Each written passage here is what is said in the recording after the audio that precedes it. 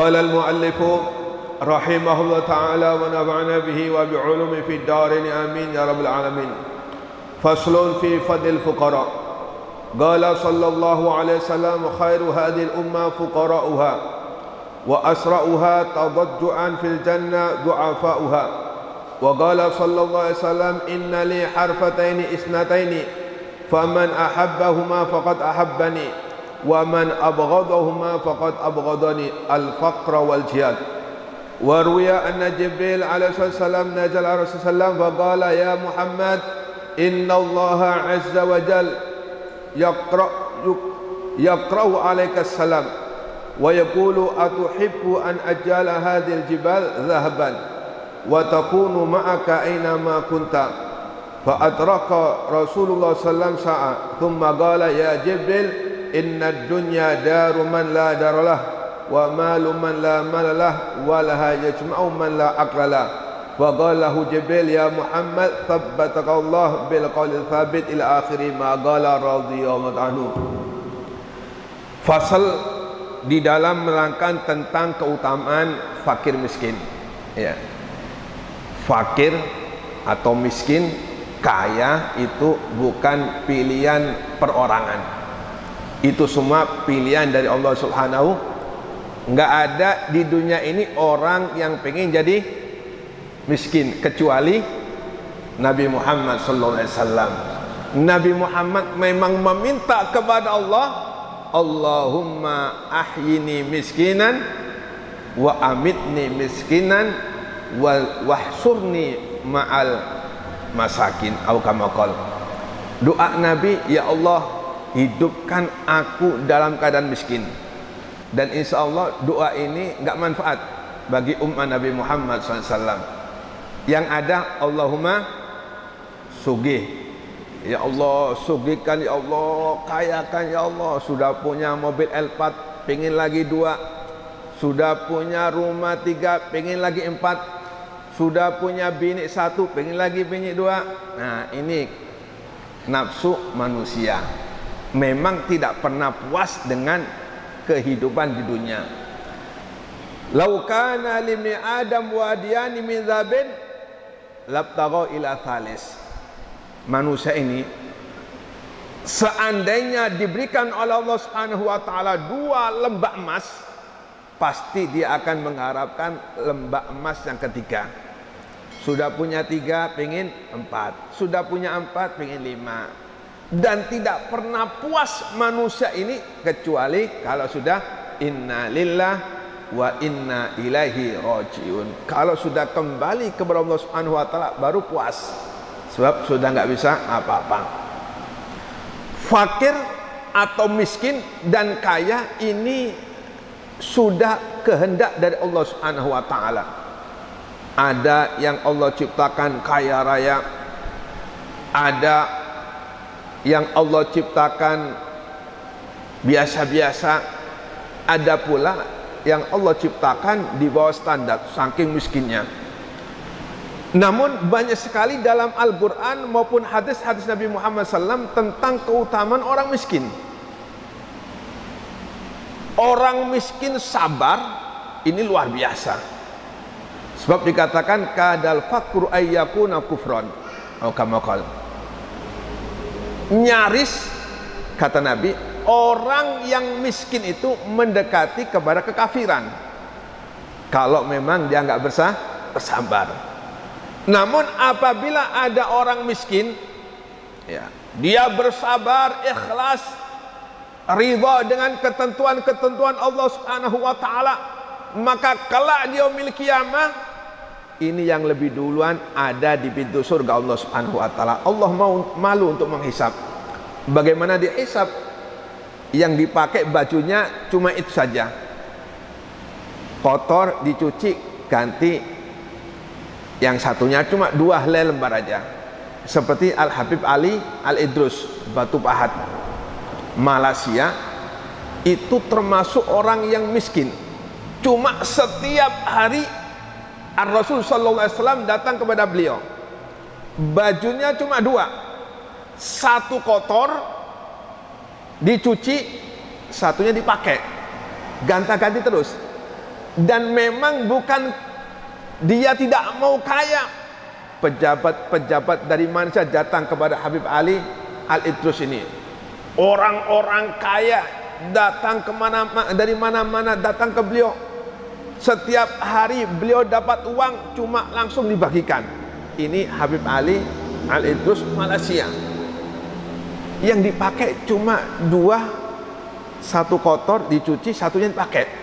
Dan rumahnya cuma sangat kecil sekali, dan itu pun dari kayu, dari bambu, bukan gedung yang sangat luar biasa. Cuma derajat insya Allah subhanahu wa ta'ala luar biasa. Setiap hari Rasul SAW datang kepada beliau.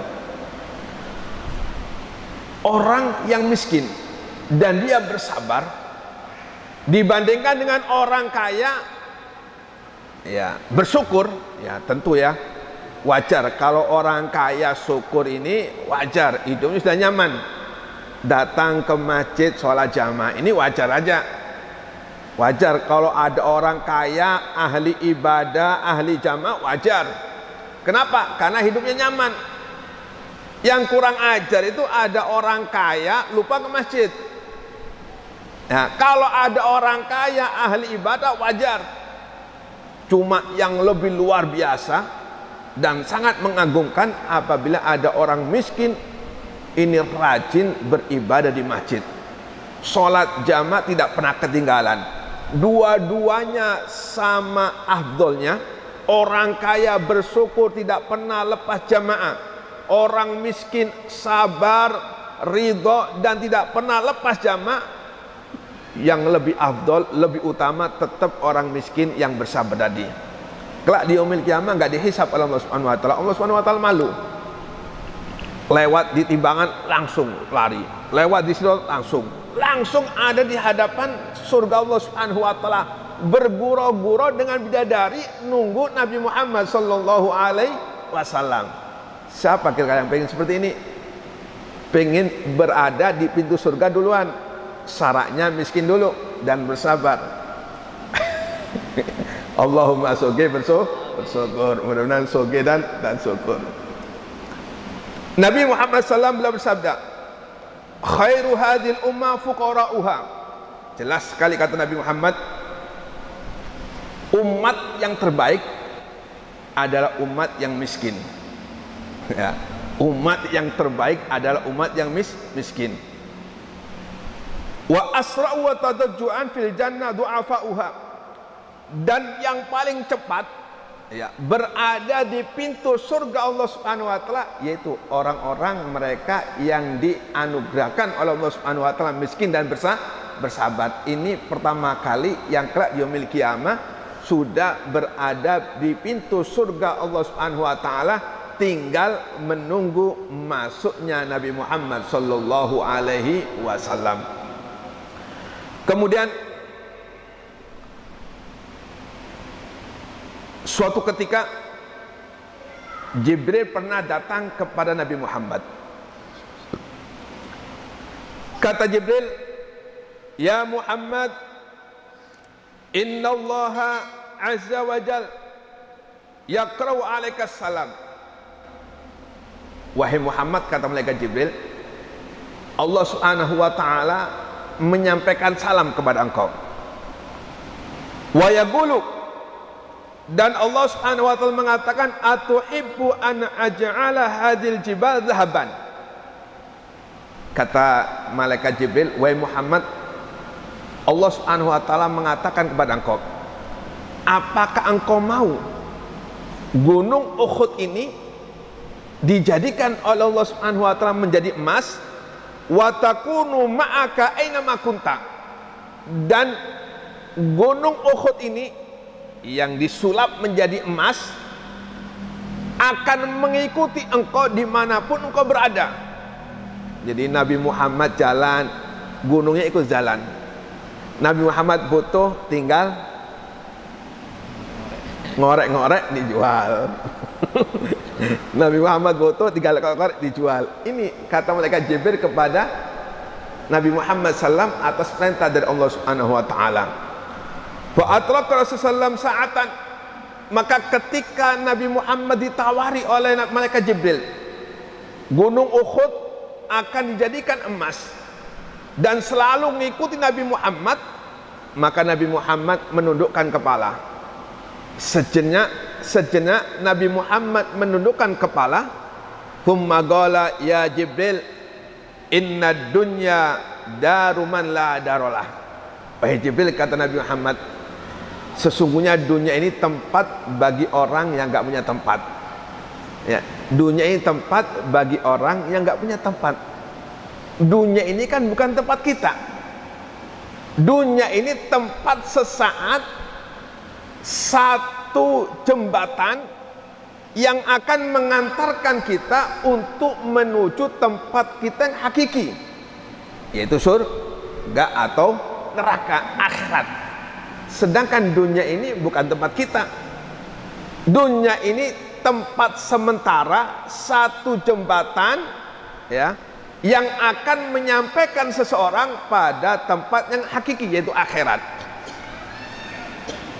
Wa malu man la malah, dan harta seseorang yang dia tidak memilikinya. Seluruh apa yang ada di dunia ini semuanya hanya titipan, bukan menjadi hak kita. Mana yang menjadi hak kita? Yang menjadi hak kita apabila sebagian dari apa yang ada di dunia ini kita titipkan untuk Allah Subhanahu wa ta'ala. Kita diberikan kekayaan oleh Allah Subhanahu wa ta'ala, kita titipkan sebagian kekayaannya untuk masjid, maka inilah yang menjadi hak kita. Kita punya kelebihan yang diberikan oleh Allah Subhanahu wa ta'ala, kita bagikan kepada fakir miskin, kita bagikan kepada yatim piatu, maka inilah yang menjadi hak kita apabila kita kembali kepada Allah Subhanahu wa ta'ala. Kita punya kelebihan harta benda, kita bagikan kepada orang-orang yang butuh, kita bagikan kepada janda-janda, maka inilah yang menjadi hak kita ketika kita kembali kepada Allah Subhanahu wa ta'ala. Adapun semua uang yang ada di bank kita, semua benda-benda yang ada di rumah kita, apabila kita sudah kembali kepada Allah Subhanahu wa ta'ala, maka ini menjadi rebutan dari anak-anak kita. Mudah-mudahan kita semua diselamatkan oleh Allah Subhanahu wa ta'ala, dan mudah-mudahan kita semua dipanjangkan umur oleh Allah Subhanahu wa ta'ala, diberikan kesehatan Allah Subhanahu wa ta'ala, dan mudah-mudahan kita menjadi hamba-hamba yang diridhai oleh Allah Subhanahu wa ta'ala, hamba-hamba yang selamat oleh Allah Subhanahu wa ta'ala dari siksa kubur. Amin ya rabbal alamin.